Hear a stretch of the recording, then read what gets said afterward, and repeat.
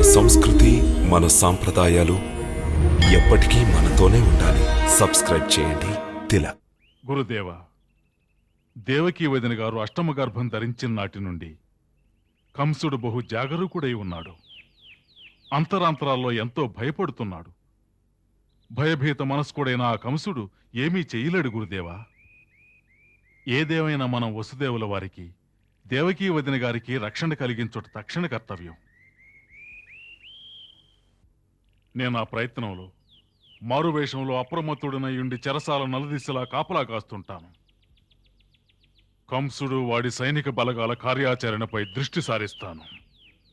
అక్రూరుల వారు, ఈ విషయంలో తమరు కేంద్రీకరించవలసిన అవసరం లేదు. అంటే అతని లోకరక్షకుడు. మాత దేవకి అష్టమ గర్భాన జన్మించనున్నాడు. అతనే ఈ లోకాన్ని రక్షించువాడు. ఇక అతనికి రక్షకులెందుకు? తమరు చక్కగా సెలవిచ్చారు గురుదేవా. తమరు ఎల్లప్పుడూ ఒక విషయాన్ని గురించి ప్రవచిస్తూ ఉండేవారు. మానవులు భగవత్ శక్తిని నమ్మాలే కాని ఎప్పుడూ విముఖులు కాకూడదు అని, విహిత కర్మల్ని విద్యుక్త ధర్మంగా భావించి పాటించాలని. అందుకే నేను ఈ సమయంలో తమరి సమక్షానికి ఏతించాను. మార్గాన్ని సూచించండి గురుదేవా. కంసుని వల్ల వసుదేవుల వారికి, దేవకీ వదిన గారికి ఏ కీడు కలగకూడదనే నా అభిలాష. దీనికి సమాధానం నేను ఇదివరకే సెలవిచ్చాను. వారి భద్రత గురించి తమరు చింతించకండని. ఇప్పుడు ఆ కారాగారంలో సమస్త దైవశక్తులు ఏకమై అదృశ్య రూపంలో దేవకి గర్భంలో చేరిన ఆ దివ్యబాలుని చుట్టూ ప్రదక్షిణం చేస్తున్నాయి. కంసుని హస్తాలే కాదు, అతని దృష్టి కూడా సోకడం అసాధ్యం. తమరి మాట వినలేదా? సప్తమ గర్భం సమయంలో కంసుడు కత్తినెత్తి దేవకి పైన దూసినప్పుడు క్షణకాలం పాటు అతను అంధుడైపోయాడు. కాలనాగి స్మృతి పదంలో అతనికి గోచరించింది.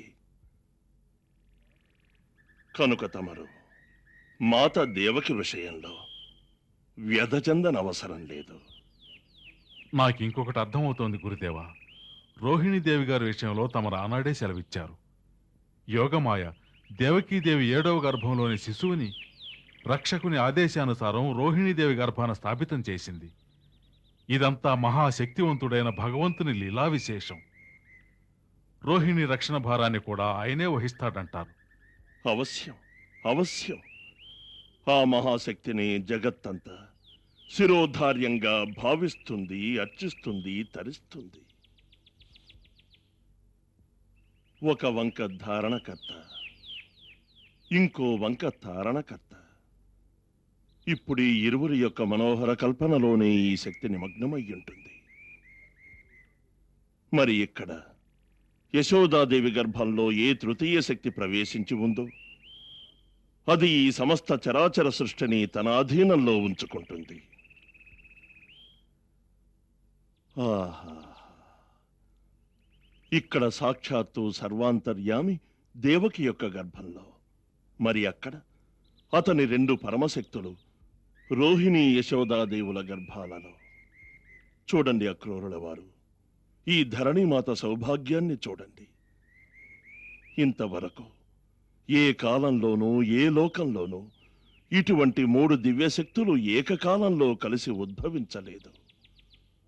నేడు సకల విశ్వంలోనూ మన ధరిత్రి మహోన్నతంగా కనిపిస్తోంది. నేడు తారామండలం నుంచి ఎవరైనా ధరిత్రిపై దృష్టి సారిస్తే ఈ భూమి ఉపరితలం నలుదిశలలోనూ దివ్య కాంతులతో ఆ దృశ్యం సాక్షాత్కరిస్తుంది.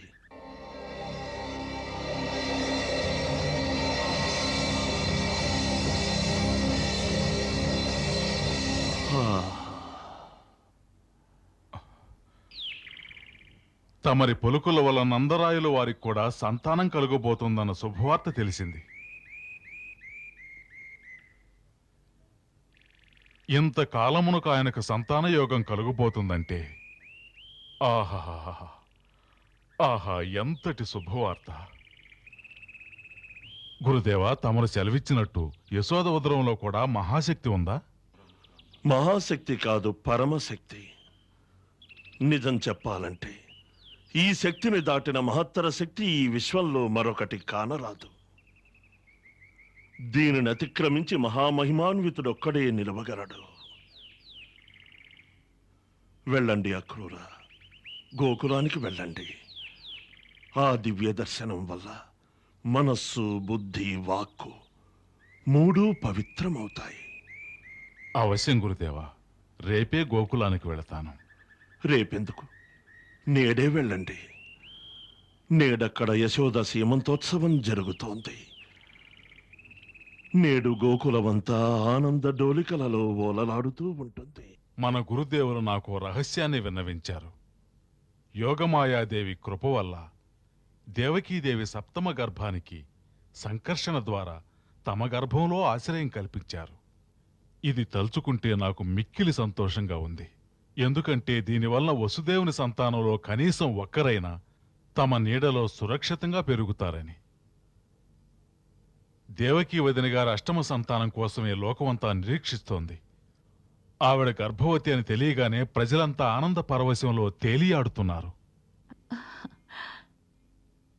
దేవకీదేవి మళ్ళీ తల్లి కాబోతున్నారా? అవును, కానీ దేవకీదేవికి పుట్టబోయే బిడ్డ గురించే భయంగా ఉంది. మహర్షి గర్గుల వారు భయపడవలసిన అవసరం లేదన్నారు. దేవకీనందనుడే జగద్రక్షకునిగా ఉదయించబోతుంటే అతని రక్షణ గురించి మీకెందుకు విచారం అన్నారు. గర్గ్ మహర్షి సత్యం వచించారు. ఆయన మరో విషయం కూడా సెలవిచ్చారు. దేవకీదేవి, రోహిణీదేవి, తమరు మీ 3 గర్భాల ద్వారా ఇప్పుడు ఈ సృష్టిలో 3 మహాశక్తులు ఉదయిస్తున్నాయట. ఆయన వచించిన దాన్ని అనుసరించి ఆధ్యాత్మిక పథంలో ఏకకాలంలో ఈ ధరిత్రిలో 3 మహాశక్తులు ఉద్భవించిన సందర్భమే లేదు. దీని అర్థం ఏమిటంటే ఈ సమయంలో భూమి మీద ఏ ప్రాణులుంటాయో వాటన్నిటికీ నేపథ్యంలో ఆధ్యాత్మికంగా నివసించే సౌభాగ్యం కలుగుతుంది.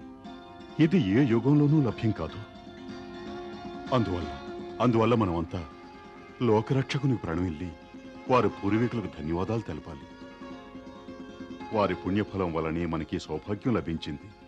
మనం ఏ యుగంలో నివసిస్తున్నామో ఆ యుగం లోకరక్షకుని చరణస్పర్శ వల్ల ఈ ధరిత్రి ధన్యమవుతుంది. జై హో, జై హో ప్రభు, జై హో, జై హో. దేవకికి కలుగబోయే బాలుడి వల్ల కంసునిలో ఎటువంటి ఆందోళన కలుగుతుంది? దేవి రోహిణి, ఇది ప్రజలందరికీ తెలిసిన విషయమే. ఇప్పుడు కంసుడు ఆ బాలుని కోసమే చూస్తున్నాడు. ప్రస్తుతం అతను తర్క మనస్కుడై వ్యవహరిస్తున్నాడు. కారాగారాన్ని ముఖ్యంగా కట్టుదిట్టం గావిస్తున్నాడు. రాత్రింబవళ్ళు ఒక పరిచారికని దేవకీ వదిన గారి యొక్క కదలికల్ని గమనించడానికి కారాగారంలోనే ఉంచాడు. ఇప్పటి వరకు ఆ కంసుడు కుమార వసుదేవుల వారిని, దేవకీ వదిన గారిని చూడటానికి వెళ్ళలేదు. కంసుడు కారాగృహంలోనికి సప్తమ గర్భ సమయంలో వెళ్ళినప్పుడు ఒక కాలనాగు కొట్టిన బుసవల అతను క్షణకాలం అంధుడయ్యాడని తెలిసింది. మన గుప్తచారులు అందించిన వివరాలు చూస్తే ఎప్పుడైతే కంసునికి దేవకి అష్టమ గర్భం గురించి తెలియవచ్చిందో అప్పటి నుంచి బయటకు వీరుల్లా ఉన్న భయం మాత్రం అతన్ని వేధిస్తూనే ఉంది. రాత్రులు హఠాత్తుగా నిద్రలేచి విష్ణువు విష్ణువు అంటూ గావుకేకలేస్తున్నాడు. ఏ వస్తువునైనా ఏ ప్రాణినైనా అతను సందేహ దృష్టితోనే చూస్తున్నాడు. చివరికి ఎవరి మీద అతనికి విశ్వాసం లేదు.